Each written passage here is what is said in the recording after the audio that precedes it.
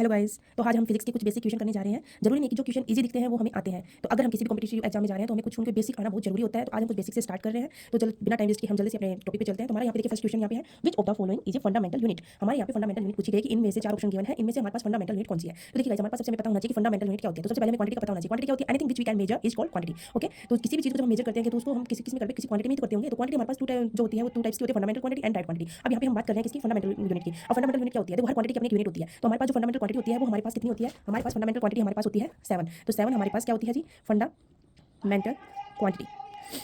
तो 7 हमारे पास fundamental quantity होती है। तो जो 7 फंडामेंटल क्वांटिटी होती है इनमें कौन कौन सी होती है वो 7? तो हमारे पास ये होती है mass, length, time, temperature, current, luminous intensity, amount of substance. Amount of substance. तो ये जो 7 होती है ये हमारी फंडामेंटल क्वांटिटी होती है। और इनकी जो क्वांटिटी होती है इनकी एक यूनिट होती है जिसकी मास को हम मास यूनिट क्या होती है आपको पता है, किसी भी कंपटीशन की तैयारी करता है ये सब बेसिकली आपको आता होगा। मास यूनिट केजी होती है। लेंथ को हम किस में मेजर करते हैं? मीटर में करते हैं। टाइम को हम सेकंड में करते हैं। टेम्परेचर को केल्विन में करते हैं। करंट को हम एम्पेयर होती है इसकी यूनिट। एंड लुमिनियस इंटेंसिटी को हम कैंडेला में करते हैं।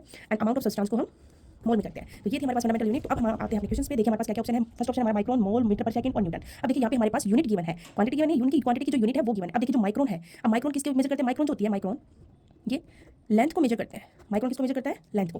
तो यहाँ पे देखिए हमारे पास माइक्रोन तो होगा नहीं क्योंकि इनमें हमारे पास कहीं भी माइक्रोन का, वैसे तो ये लेंथ को ही मेजर करता है लेकिन यहाँ पे लेंथ की यूनिट हमारे पास क्या है? मीटर है। अब यहाँ पे देखिए हमारा जो सेकंड यूनिट माइक्रोन तो होगा नहीं, सेकंड क्या है? मोल। अब मोल देखिए अमाउंट ऑफ सब्सटेंस की यूनिट क्या थी? यहाँ पे हमारे पास अमाउंट ऑफ सब्सटेंस यूनिट हमारे पास थी मोल। अब हमें पता ठीक है फंडामेंटल यूनिट ये है हमारी, है मोल है हमारी फंडामेंटल यूनिट। अब थर्ड ऑप्शन एक बार फिर चेक करते हैं, मीटर पर सेकंड। मीटर पर सेकंड, मीटर पर सेकंड किसकी होती है गाइस? मीटर पर सेकंड वेलोसिटी की होती है।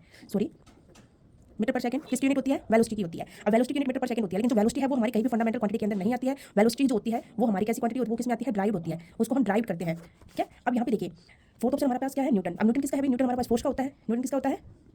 फोर्स का। तो अब यहाँ पे हमें फंडामेंटल यूनिट पूछी गई तो फंडामेंटल हमारे पास कौन सी है?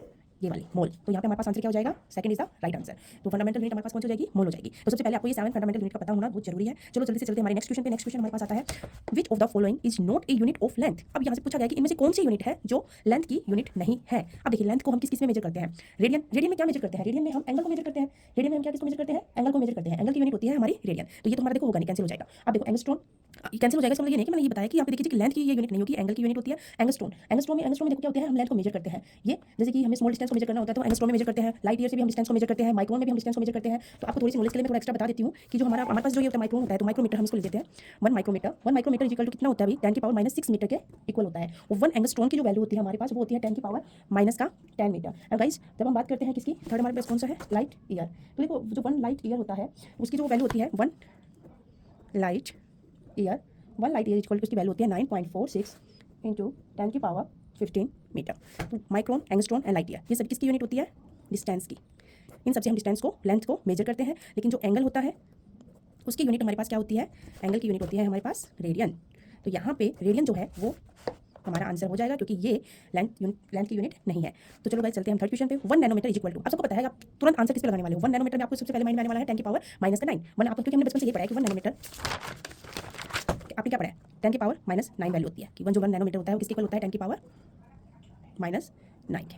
ठीक है, तो यहाँ पे देखो हमारे पास आंसर में 10 की पावर 9 mm है, 10 की पावर -7 सेंटीमीटर है, 10 की पावर -6 सेंटीमीटर है, 10 की पावर -9 सेंटीमीटर है। ओके, तो अब सबसे पहले ऑप्शन में हम क्या करेंगे? देखते हैं, हम दिमाग नहीं लगाएंगे। हमें देखेंगे यहाँ पे 10 की पावर 9 है, यहाँ पे 10 की पावर -9 है, तो हम सीधा इस पे टिक कर देते हैं। यही तो हम गलती कर देते हैं, हमें यही तो नहीं करना है। इसके हमें वैल्यू के साथ साथ हमें उसकी यूनिट भी देखनी होती है। हम उसकी यूनिट देखेंगे उसके बाद हम आंसर चूज करेंगे। तो देखिए इनमें यूनिट ये मिलीमीटर में, ये सेंटीमीटर सेंटीमीटर सेंटीमीटर, लेकिन जो हम यूनिट पढ़ते हैं 10 की पावर -9, 1 नैनोमीटर इक्वल टू 10 की पावर -9 मीटर होता है। लेकिन यहाँ हमारा आंसर किसमें है? सेंटीमीटर में। अब हमें सेंटीमीटर में इसकी वैल्यू हमें फाइंड आउट करनी है। अब आपको पता है 1 मीटर में कितना होता है? 100 सेंटीमीटर होता है।